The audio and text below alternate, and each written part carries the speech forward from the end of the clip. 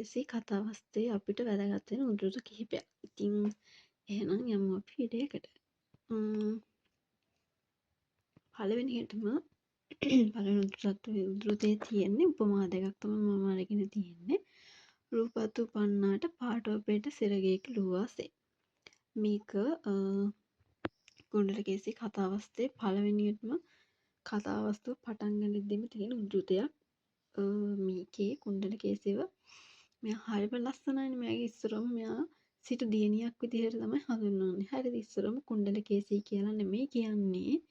සිටු දියණියක් විදිහට තමයි මෙයාව හඳුන්වන්නේ. මුලින්ම මෙයා ඉතාමත් ලස්සන හින්දා මෙයාගේ අම්මේ තාත්තයි මෙයාව සත්මහල් ප්‍රාසාදයක උඩුමහලේ එක කාමරයක මෙයාව තියලා තියෙනවා. මෙයාත් එක්ක තව සේවිකාවක් එක්ක. ඉතින් මෙයා ගොඩාක් ලස්සනලා ඉපදිලා තියෙන හින්දා තමයි මේ විදිහට හිර කරලා කියන්නත් බෑ. ඉතින් අම්මලා තාත්තලා මේ විදිහට තමයි එයාව පරිස්සම් කරලා තියෙන්නේ. ඉතින් ඒ උද්ෘතයේ උපමාවක් විදිහට ගන්න පුළුවන්. ඊට පස්සේ නුවර මුළුල්ල අසුරන් වැද ගිය දිව්‍යපුරයක් මෙන් කියන එක කතාවස්තුවේ මැද හරියදී තමයි අහුවෙන්නේ ඔයාලට. ඒක තමයි ඊළඟ උපමාව. ඊළඟට තියෙන උමපතා බතුත් නොකා. මේ උද්ෘතය මම අරගෙන තියෙන්නේ මේ සිටු දියණිය එක දවසකදී හොරෙක්ව එයා මොකද්ද පිටිත වෙලා හයා බැඳගෙන සැමිට වලින් මර මොකද සැමිට වලින් පහර දීදී අරගෙන යනවා කියලා තියෙනවනේ. ඉතින් එන්න එතනදී මේ සිටු දියණියේ සිර කරුවව දැකලා එයාට ආදරයක් ඇති වෙලා ඊට පස්සේ ඒ හොරාව ඉල්ල කන්නේ බොන්නේ නැතුව ඇඳුවට නැගලා ඔහේ ඉන්නවා. අන්න ඒක තමයි මේ උද්ෘතයෙන් කියන්නේ. මේ උද්ෘතයේ සිටු දියණිය ගැන තමයි මේකෙන් කියන්නේ. ඒ උද්ෘත ටිකක් තියෙන එතනදී මම කියන්නම් මොනවද ඒවට එන්නේ කියලා මොන වගේ ਵਿਚාරවලද කියලා.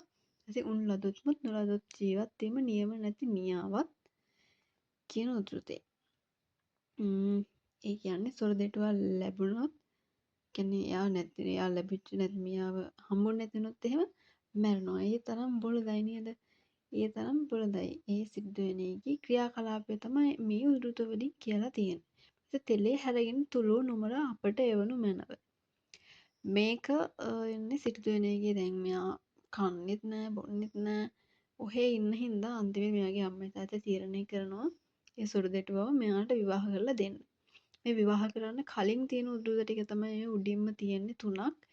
එතන මේ සිටුදුවණිය විවාහ වෙන්න කලින් ඊට පස්සේ දැන් ඔය තෙලේ හැරගෙන තුළු නුමරා කියන්නේ හොරාව මරන්නේ නැතුව එයාට සල්ලි යවනවා. මේගේ අම්මයි තාත්තයි සල්ලි යවන රත්තරන් යවලා වෙන කෙනෙක්ව ඒ සොර දෙටුව වෙනුවට වෙන කෙනෙක්ව මරලා ඒ සොර දෙටුවව මේගොල්ලන්ට එවන්න කියලා තමයි එකෙන් කියන්නේ. ඊට පස්සේ උද්ෘතයේ තියෙනවා තුමු මෝහට බත් මාළු පිසති කවති පොවති ඉස සෝදවති නාවති කියලා කියනවා. ඒ කියන්නේ මේ සිටුදුවනේ ඒ හොර දෙටුව මේ කසාද බැන්දට පස්සේ තියෙන උද්ෘත ටික තමයි ඒ තියෙන්නේ. සොර දෙටුව කිසි දෙයක් දන්නේ නැහැ එකපාරම කසාද බැන්දන් පස්සේ. ඉතින් එයාටත් ඉතින් බේරෙන්න නුවමනාව තිබිලා තියෙන හින්දා කසාද බඳින්නේ නැති. ඊට පස්සේ දැන් සොර දෙටුවගේ මොකක්ද ඒ කියන්නේ හිත දිනා ගන්න ඕන හින්දා මේ සිටුදුවනේ කරන්නේ එයාට උයලා දෙනවා, කවනවා, ඊට පස්සේ පොවනවා, නාවනවා.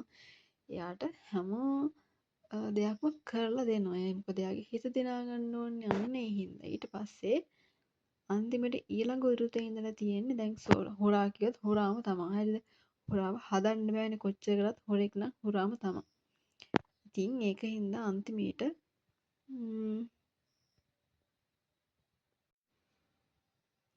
ඊට පස්සේ ඊළඟ උද්ෘතේ තියෙනවා මෑ මරාපියා මෑගේ ආභරණ හැරගෙන රාබී ඇවිදෙන්නූන්ට විකොට පියා අභිප්‍රාය දෙයක් හැරගෙන කාපයන්නේ කවර දවසක දෝහොයි. හොරා නම් හොරාම තමානේ. මොකද මේ හොරෙක් කවදාවත් අය යහමගට ගන්න බෑනේ.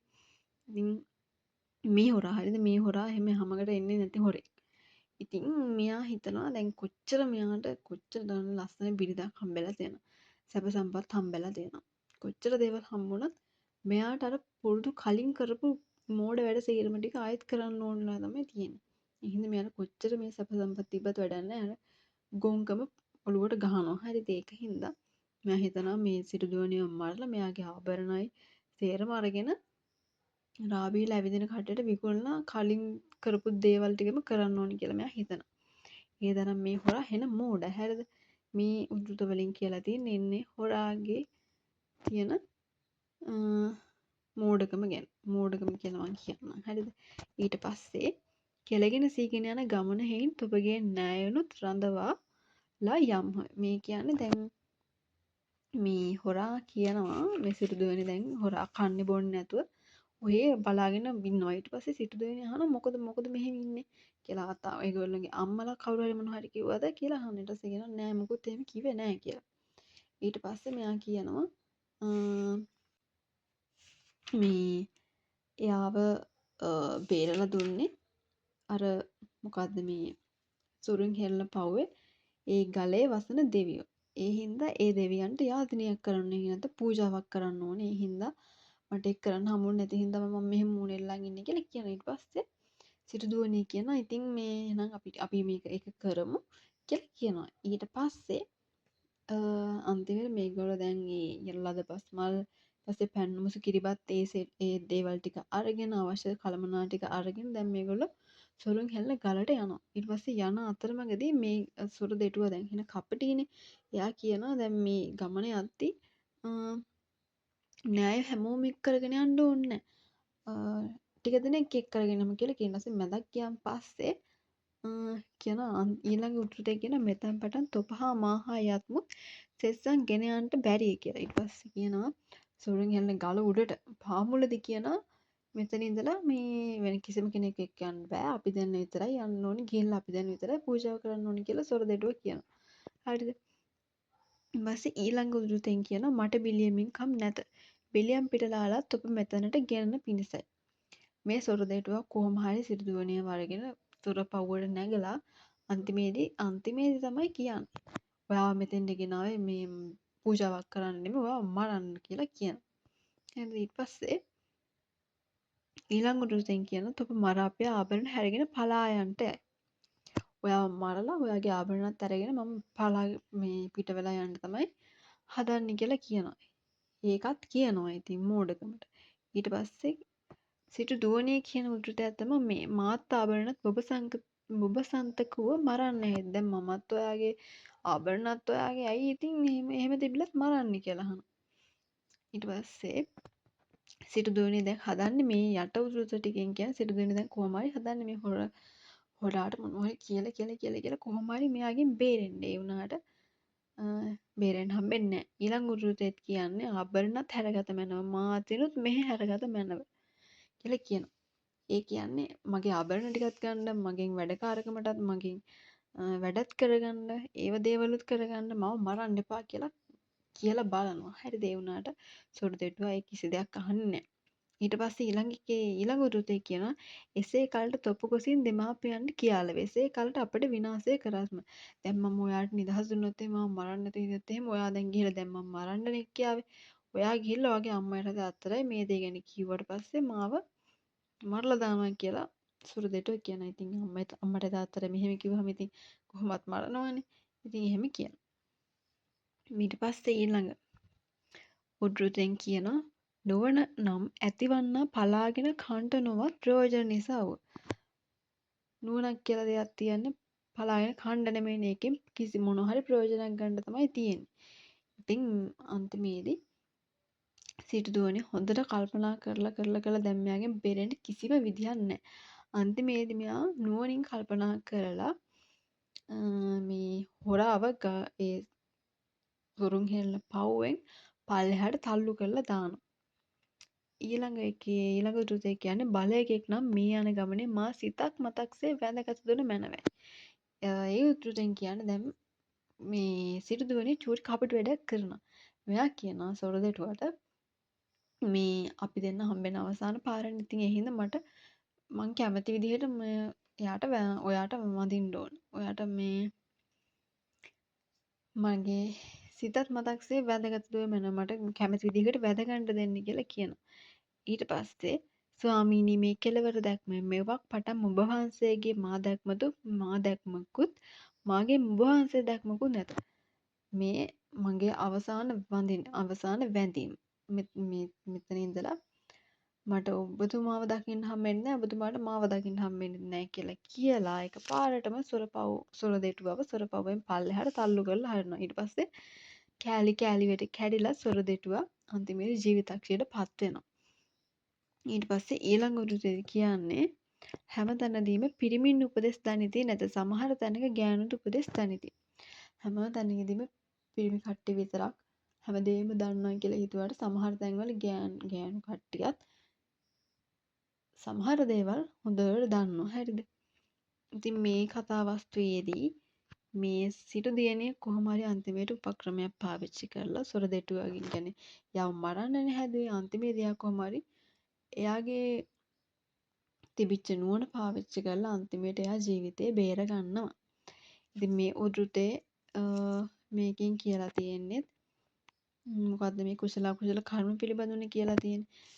ඊළඟ උද්ෘතේ අරගෙන තියෙන්නේ සිටු දුවනියෝද සොරුන්ගේ අකුසල් නැමැති සතුරා සහාය කොටගෙන සොරු ගලින් හෙලාලා තමන්ගේ කුසල් නැමැති මිත්‍රයාණන් සහාය කොටගෙන තුමු ගැලවීගෙන සිතන්නාහු.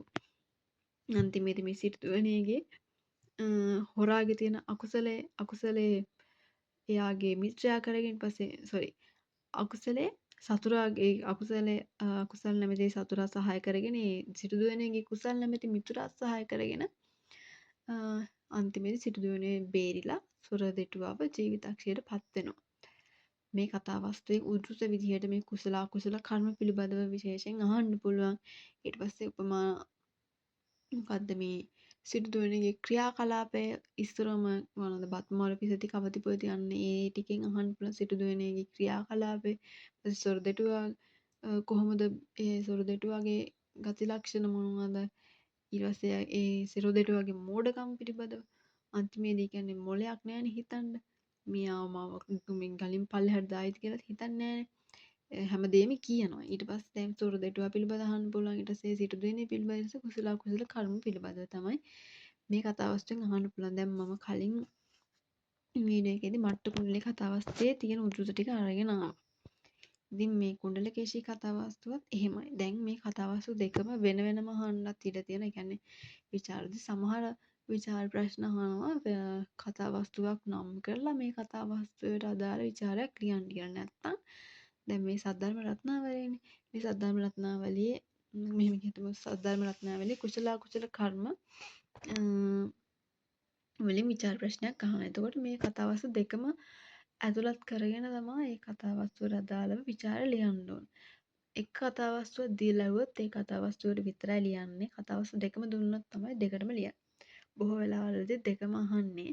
එකක් අහන්නේ මම වීඩියෝස් දෙකකට ගෙනාවට බොහෝ වෙලාවලදී දෙකම එකට තමයි අහන්නේ. මේ වගේ උතුරු තමයි මේ කුණ්ඩලකේසී කතාවස්තුවෙන් තියෙන ඕනේ. මම සතරම රත්නාවලියට අදාළ උතුරුත කතාවස්තු දෙකේම අරගෙන ආවා. ඉතින් දන්නේ නැති දෙයක් තිබ්බොත් පල්ලෙහෙන් කමෙන්ට් එකක් දාලා අහන්න. ඉතින් අදට වීඩියෝ එක මම මෙතනින් ඉවර කරනවා. ඊළඟ වීඩියෝ එකේදී අපි හම්බ වෙමු. ඉතින් මගේ YouTube channel එක subscribe කරලා නැත්නම් subscribe කරලා මාත් එක්ක එකතු වෙන්න. ඉතින් ඔයාලට වැදගත් වෙයි කියලා හිතන හැමෝමත් එක්ක වීඩියෝ එක share කරලා මාත් එක්ක එකතු වෙන්න කියලා ආදරෙන් මතක් කරනවා. ඉතින් අදට වීඩියෝ එක ඉවරයි. ඉතින් thank you all හැමෝටම